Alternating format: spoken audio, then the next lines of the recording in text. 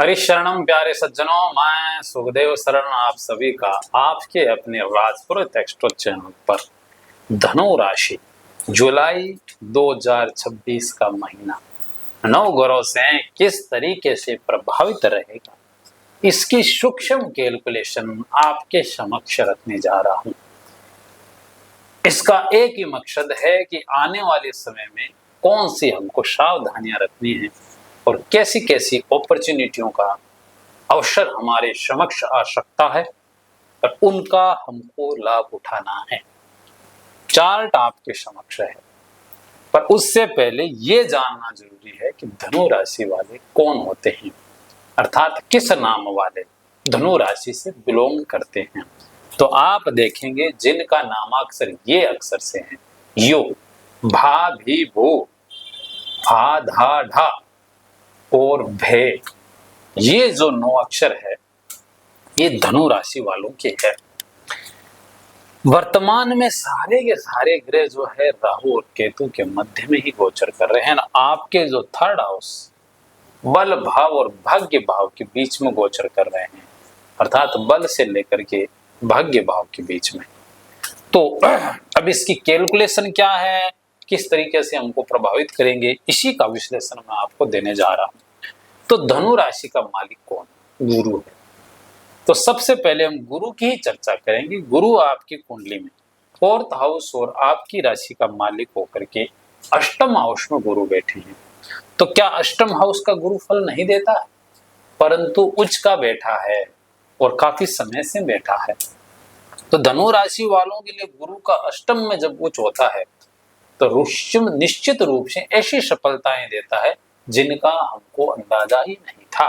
अचानक से ऐसे सुयोग बना देता है जिनसे हमें सफलता 101% हमारे लिए मिलती है।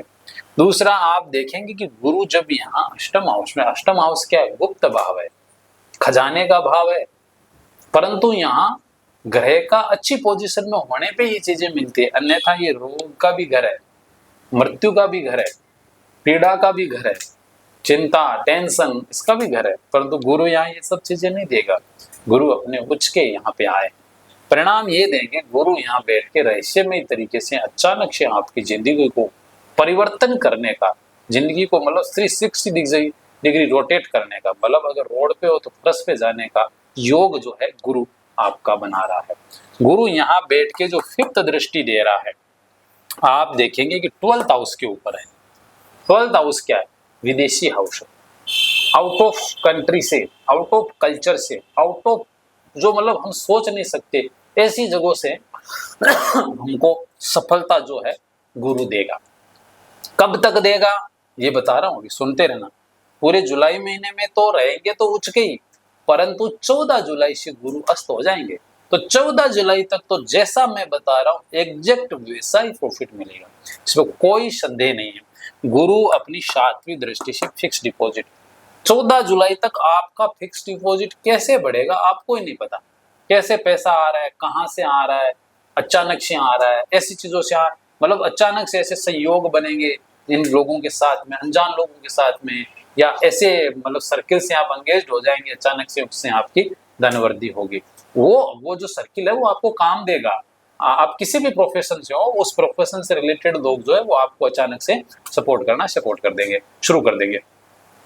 और गुरु की जो 9वीं दृष्टि है वो आपके 4th हाउस गुप्त रूप से यहाँ बैठे बैठे गुरु शनि को दृष्टि दे रहे हैं। शनि यहाँ ढैया का होता है, तो ढैया का जो नकारात्मक प्रभाव है, गुरु अपने अष्टम भाव में, ज्ञान भाव में बैठ करके आपकी पूर्ण रूप से ज्ञान के कारक गुरु जो है, गुरु को के शनि को शांत कर देंगे। रोज अष्टम भाव 4th हाउस की चीजों को जो प्रभावित कर रहा है, शनि थोड़ा दुख दे रहा है ना, उसको कम कर देगा। तो ये गुरु की कैलकुलेशन रहेगी 14 जुलाई तक। अब आप बोलोगे गुरुजी जब गुरु तो पूरा जुलाई में ही उच्च में रह रहा है तो 14 जुलाई तक ही ऐसा परिणाम क्यों देगा? तो क्या करें पर वे बंधु, ये एक कैलकुलेशन ऐसी आई है कि 14 जुलाई को गुरु जो है अस्त हो रहा है और फिर 8 अगस्त तक अस्त रहेगा।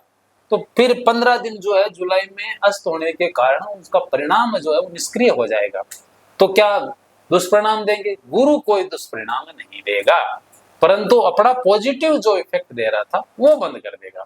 ठीक है, अब सज्जनों, ये तो सारी गुरु की कैलकुलेशन हमने आपको बता दी।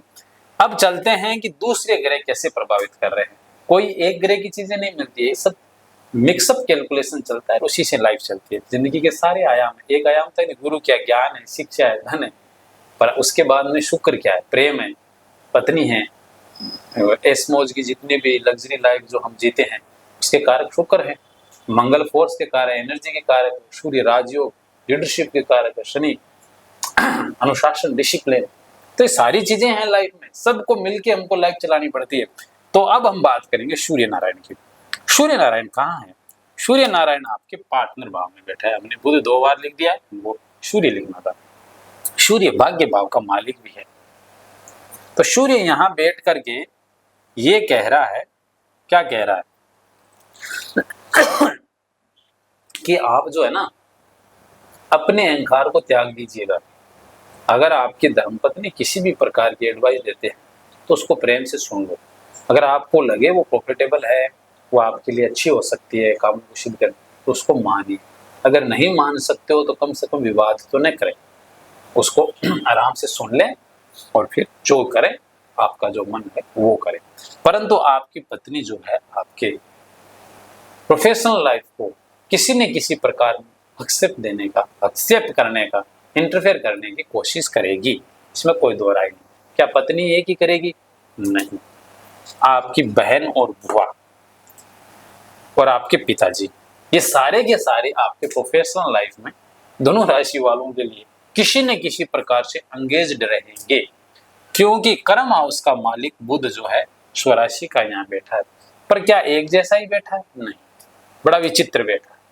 22 जून को ये जो है यहाँ आ गया था, कर्क राशि में आ जाएगा, ठीक है। फिर 29 को वक्री होके वापिस मिथुन की तरफ चलना शुरू हो जाएगा।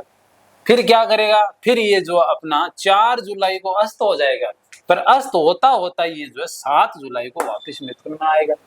फिर 22 जुलाई को उदय होगा, गुरु भी उधर 14 को अस्त हो रहा है, और फिर जो है 23 जुलाई को वापिस उदय हो, 22 को जुलाई को उदय होगा बुध, जो कि 7 जुलाई को अस्त हो जाएगा, और फिर जो है आपका 22 जुलाई को वापिस उदय हो जाएगा और 23 को वापिस मार्गी भी हो जाएगा। तो इस बार जो ये कैलकुलेशन है ना, बड़ी विचित्र है। तो कुछ भी हो सकता है। ये जो रिश्ता है 7वां हाउस और कर्म हाउस में कई प्रकार की प्लानिंग बनेगी, और उसमें मैंने जो बताया, आपके पिता है, आपकी बहन बुआ, ये जो रिश्ते हैं इन्वॉल्व रहेंगे, पत्नी के साथ में टच्ड रहेंगे। पत्नी के और आपकी बहन और पत्नी, इनके बीच में रिश्तों में थोड़ा सा घुमाव आ सकता है, कुछ चीजों को लेके मतभेद आ सकता है। तो ये सारी चीजें आपको जो है हम एक इशारों में बता रहे हैं, बस आपको समझने की आवश्यकता है। बुध अपनी दृष्टि से सीधा गुरु की राशि को देख भी रहे, और बुध गुरु को सम मानते हैं। गुरु तो बुध को थोड़ा सा गुस्से से देखते हैं, पर कोई बात नहीं, चलता है। सज्जनों, बुध के बाद में बुध और सूर्य की बात होगी, बुध की बात होगी। अब हम बात करते हैं मंगल की। मंगल महाराज 6ठे भाव में गोचर सिद्धांत के अनुसार बहुत अच्छे होते हैं, आपके 5th हाउस मालिक भी हैं। तो मंगल यहाँ क्या कह रहा है? मंगल यहाँ रोग, ऋण, शत्रु, इन तीनों चीजों से आपको मुक्त रखेंगे पूरे जुलाई महीने के अंदर। कॉन्फिडेंस को हाई रखेंगे। स्पोर्ट के क्षेत्र में, डिफेंस के क्षेत्र में, अगर मेडिकल क्षेत्र में है, अगर आप सर्जरियन है, मतलब चीर फाड़ का काम करते हैं, डॉक्टर है, तो आपकी सारी सर्जरियां सफल होगी धनु राशि से जो बिलोंग कर रहे हैं उन डॉक्टरों के लिए। आयुर्वेद और मेडिकल क्षेत्र में भी आपको सफलताएं मिलेगी, डिफेंस के क्षेत्र में भी और स्पोर्ट के क्षेत्र में भी। प्रतियोगिता में आप टफ फाइट अपने प्रतिस्पर्धियों को दोगे, इसमें कोई दो राय नहीं। मंगल यहाँ बैठ के 4थी दृष्टि शुक्र को दे रहा है, भाग्य भाव के अंदर शुक्र बैठा है। तो आप जो है फुल एंजॉय करोगे, घूमने फिरने भी जाओगे, पैसा भी खर्च करोगे, फुल एंजॉय करने वाले हो। और गुरु की 7वीं दृष्टि अपनी ही राशि के ऊपर है, विदेश योग बन सकता है, अनजान जगह आप घूमने फिरने के लिए जा सकते हो, ऐसी चीजों से रूबरू हो सकते हो जिसे पहले कभी न देखा, न सुना, न जाना है। और मंगल की 6ठे भाव की दृष्टि आपकी राशि के ऊपर ही है, परिणाम यह है कि धनु राशि वाले जुलाई महीने में सीना तान करके अपने कामों को अंजाम तक ले जाने का प्रयास करेंगे। भले ही फैमिली के रिश्ते थोड़े से गोलमोल होंगे, परंतु फिर भी आपका वर्चस्व कायम रहेगा मंगल की ओर से, तो ये अच्छा है।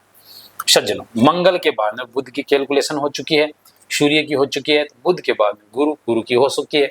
अब बात करते हैं शुक्र की। शुक्र महाराज आपके अर्निंग हाउस के मालिक हैं और छठे हाउस के मालिक होकर के 9th हाउस में बैठे हैं। तो आप अगर फैंसी डिजाइन का काम कर रहे हैं, ब्यूटिक का काम कर रहे हैं, लेडीज कपड़े या गारमेंट का काम कर रहे हैं, लेडीज से रिलेटेड किसी भी प्रकार के सौंदर्य प्रसाधन के कार्यों से जुड़े हुए हो, या अगर आप नृत्य करते हैं, कलाकारी के क्षेत्र में नाच गाने का काम करते हैं, ये सब शुक्र के काम है। अगर आप इन्फ्लुएंसर है, अगर आप ऐसी चीजें चला रहे हैं जिसमें प्रेम है, स्नेह है, तो ऐसी चीजों से आपका विशेष लाभ जुलाई महीने में आपको होगा। आपका मन ऐसी चीजों में विशेष करके लगेगा। शुक्र 9th हाउस में आपके भाग्य को जरूर जागृत करेगा, परंतु यहाँ केतु भी बैठा है, तो बहुत अधिक यहाँ एक सावधानी जरूर कह देता हूँ, चाहे लड़का हो चाहे लड़की हो, दोनों को भी अपने अपने रिश्तों में लॉयल रहने की आवश्यकता है, क्योंकि मंगल की दृष्टि भी है। तो लॉयल रहे, ईमानदार रहे, और एक सीमा तक एंजॉयमेंट अच्छा लगता है। आउट ऑफ बाउंड्री अगर जाओगे तो समस्या हो सकती है। शुक्र यहाँ बैठ के राहु को देख रहा है, राहु शुक्र को दृष्टि दे रहा है, तो यहाँ गलत रास्ते पे या गलत संगत कह लो या गलत शौक कह लो, है ना, ऐसी चीजें आपको लग सकती है। इस चीज का ध्यान रखना सज्जनों। अब हम बात करेंगे केतु और राहु की। तो राहु का ये 3rd हाउस का जो गोचर है ना, कुंभ राशि का, आपके लिए बहुत अच्छा है। ये आपके लिए मतलब एक फ्लैग का काम करेगा, वो हमेशा ऊपर रहेगा और आपको लीडरशिप देगा। हर चीज को लीड करते समय आप निडरता के साथ सफल होंगे। आईटी के क्षेत्र में तो विशेष लाभ है। अगर आप गाइड, टूर एंड टूरिज्म का काम कर रहे हैं, पर्यटन क्षेत्र में गाइड करने का काम कर रहे हैं लोगों को, तो वहां आपको सफलता राहु देगा। राहु आपका बल बढ़ाएगा, जोश बढ़ाएगा, जोश इज हाई रखेगा, समझ रहे हो। हमेशा जो है टफ फाइट के लिए ऑलवेज आप रेडी रहेंगे। 3रा हाउस सूर्य का है। स्पोर्ट के क्षेत्र के लोगों को तो विशेष लाभ होने वाला, क्योंकि मंगल का 6ठा, राहु का इश्यू, तो डिफेंस या स्पोर्ट है, जो मसल्स पावर का जो लोग काम कर रहे हैं, उनके लिए बल्ले बल्ले, दिस इज गुड। सज्जनों, केतु आपका 9th हाउस में बैठा है, तो आध्यात्मिक रहना आपके लिए बहुत जरूरी है। अपने इष्ट का स्मरण रखें हमेशा। आसपास कहीं भी आपके इष्ट का मंदिर हो या स्थान हो, तो समय समय पे वहां विजिट करें, ध्यान करें, मेडिटेशन करें। ज्यादा उथफेल होने से, क्योंकि केतु शुक्र गया है, मंगल की दृष्टि है, तो आदमी थोड़ा आराम पसंद हो जाता है। अपने शौकों को पूरा करने के चक्कर में अपने पर्सनल रिश्तों को बिगाड़ देता है, अपने बिजनेस को भी बिगाड़ देता है। तो शौक एक दायरे में पाला जाए तो अच्छा है, केयरफुली चीजों को आगे बढ़ाए। तो ओवरऑल अब चंद्रमा की जब बात करेंगे कि ये तो हो गई 8 ग्रह हमने बता दिए, 9वां ग्रह चंद्रमा बच गया। चंद्रमा क्या करेगा, पूरे जुलाई में 12 राशियों का बुक कर ले, क्योंकि 2.25 दिन में जो है एक राशि को क्रॉस कर जाते हैं। बाकी सब प्लानेट की अपनी एक गति है। बाकी जितने भी ग्रह हैं लगभग 1 महीने में एक राशि का गोचर करते हैं, कोई 45 दिन में, कोई 1 साल में, और कोई 2.5 वर्ष में। तो अलग अलग कैलकुलेशन है, कोई 18 महीने में राहु और केतु 18 महीने में 30 डिग्री चलते, अलग अलग है। तो चंद्रमा जो है मेष राशि में रहेगा आपका, मेष मतलब 1 और 2 को मकर राशि में रहेगा। फिक्स डिपॉजिट से गुरु के साथ में ये जो गज केसरी योग बनाएगा, तो ये गुप्त है, अचानक से कहीं पैसा आएगा, अचानक कोई सपोर्ट कर देगा, कुछ ऐसा होगा जिससे आपको लाभ होगा, कुटुंब परिवार से भी लाभ हो सकता है। चंद्रमा 8 और 9 को मेष राशि में बैठ के गज केसरी योग बनाएगा, पर ये गज केसरी योग आपके पुत्र बच्चे जो है आपको किसी न किसी प्रकार से आपके प्रोफेशनलिज्म में सपोर्ट कर सकते हैं। फिर जो है चंद्रमा आपका आएगा 15 और 14 जुलाई को गुरु के साथ में युति करेंगे। चंद्रमा का स्वराशि का यहाँ आना कष्ट नहीं देगा, गुरु उच्च का है, इसलिए ये युति तो फायदेमंद ही है, इसमें कोई दो राय नहीं। 14 को गुरु वैसे अस्त भी हो जाएगा, तो ये एक मिला जुला गज केसरी योग रहेगा, सफलता तो मिलेगी, कोई दो राय नहीं है।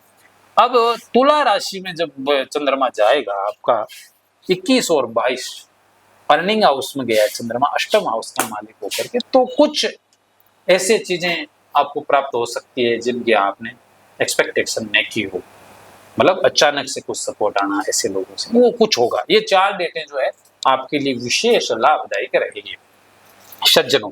परंतु कुछ डेटें ऐसी है जिसमें सावधानियां भी जरूरी है। जैसे राहु चंद्रमा के साथ में यहाँ युति करेगा, तो चंद्रमा यहाँ राहु का गोचर अच्छा है, पर चंद्रमा जब साथ में आएगा तो ये थोड़ा सा आदमी को पगला देता है, मतलब अहंकारी बना करके थर्ड हाउस में। बाकी दूसरी जगह तो रोग ऋण ऐसी चीजें देता है, पर यहाँ अहंकार एक हाई पोजीशन पे चला जाता है, किसी को कुछ नहीं समझना, कुछ भी बोल देना, तो भी केयरफुल रहे, लोगों से शत्रुता नहीं हो जाए। पर शनि के साथ में जो ये होगी आपकी 6 और 7, ये मतलब 4, 5 को तो यहाँ चंद्रमा रहेंगे, 6 और 7 को यहाँ रहेंगे, तो ये एक विषय योग बन रहा है, ढैया के शनि के साथ में बन रहा है। तो अपने माँ के स्वास्थ्य का ध्यान रखें, अपनी खेती बाड़ी का ध्यान रखें, अपने पशुओं का ध्यान रखें और अपने हृदय का भी ध्यान रखें। रक्तचाप से संबंधित कोई चीज आपको पहले से परेशान करती है तो उसका भी आपको ख्याल रखने की आवश्यकता है सज्जनों। चंद्रमा फिर केतु के साथ में यहाँ गोचर करेगी, तो उस समय ये 16 और 17 जुलाई का समय, उस समय भी थोड़ा भी केयरफुल रहने की आवश्यकता है। ये तो थी चंद्रमा की डेटें। अब जो है आपका शनि जो है 26 जुलाई को यहाँ वक्री हो जाएगा, और शनि जब शनि की हमने चर्चा की नहीं डियर, शनि जो है शनि की चर्चा हो गई, अब सॉरी सब लोग सारे ग्रह कवर हो गए। तो शनि 26 जुलाई से लेकर 10 दिसंबर तक वक्री होगी, उस समय इससे रिलेटेड चीजें जो है काफी प्रभावित होगी। उसकी हम अलग से आपको जो है प्रेडिक्शन देंगे, जिसमें कुछ ऐसे उपाय बताएंगे ठोस, जिसमें धनु राशि वालों के लिए वक्री शनि का प्रभाव कम से कम हो जाएगा, मिनिमम नुकसान या मिनिमम इफेक्ट जो है वो हम अपने रेमेडी के द्वारा कर देंगे सभी के लाइफ में। तो सज्जनों ये ओवरऑल जो कैलकुलेशन है धनु राशि की जुलाई का महीना 2026 का, तो और अधिक अगर आप अपने जीवन में कुंडली का विश्लेषण चाहते हो, आपको ये लगता है कि विद्यार्थियों कौन सा सब्जेक्ट करना है, बिजनेस में आए हो तो कौन से सिस्टम में हमको इन्वॉल्व होना चाहिए, स्पोर्ट में, हर चीज में कि आपका रुझान किधर है ना, कोई रिश्ते में जा रहे हैं तो उनके साथ कैसी कैलकुलेशन रहेगी, इन सब की एक अच्छी बॉन्डिंग रहे हमारे लिए, तो उसके लिए अपनी कुंडली का विश्लेषण जरूर कराना चाहिए। हमसे नहीं, जिनसे आपका भाव उनसे कराएं, हमसे करवाएं तो भी ठीक है। ये आपका अपना राजपुरोहित एक्स्ट्रो चैनल है जो वैदिक ज्योतिष के माध्यम से आप सबको गाइड करने का प्रयास करते हैं। तो इसको लाइक करें, शेयर करें, सब्सक्राइब करें। हरिशरणम। जय गो माता, जय गोपाल, जय साईला बालाजी सरकार। हरिशरण।